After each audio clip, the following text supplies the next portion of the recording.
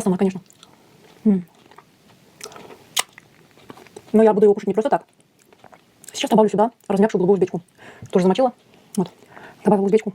Она такими мокрыми кусочками. Блин, это, наверное, очень вкусно. Вау. Просто супер.